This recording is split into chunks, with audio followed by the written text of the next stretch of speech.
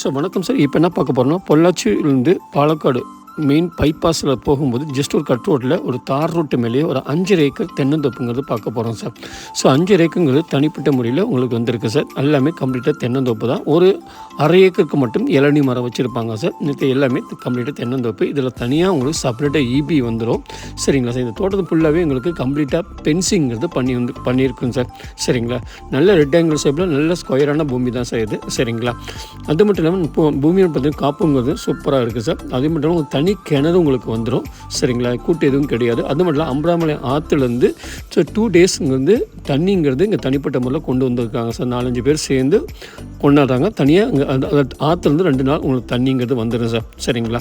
இதோடைய அதேமாதிரி பின்னாடி பார்த்தீங்கன்னா ஃபுல் ஃபென்சிங் வரும். பின்னாடி பிடபிள்யூ பாதையும் இருக்குது சார். முன்னாடி தார் ரோடு வந்துடும் சார்.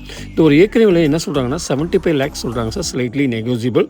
அதுவும் ஒரு தார் ரோட்டு மேலே, அதுவும் பொள்ளாச்சியிலேருந்து ஜஸ்ட் 15 கிலோமீட்டர் அது மெயின் ரோட்டில். இந்த லேஅவுட் பூமி சார். பார்த்தீங்கன்னா பக்கத்துலேயே ஊர் இருக்குது.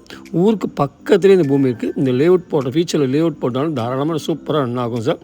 அந்த பூமி தான் தார் ரோட்டிலேருந்து வந்திருக்கு சார். சரிங்களா. அது இந்த ஆற்றுலேருந்து 2 days தண்ணியோட மேலும் இதை பற்றி தகவல் தெரிஞ்சுக்கணுன்னா ஸ்க்ரீனில் இருக்க நம்பருக்கு கால் பண்ணுங்கள்.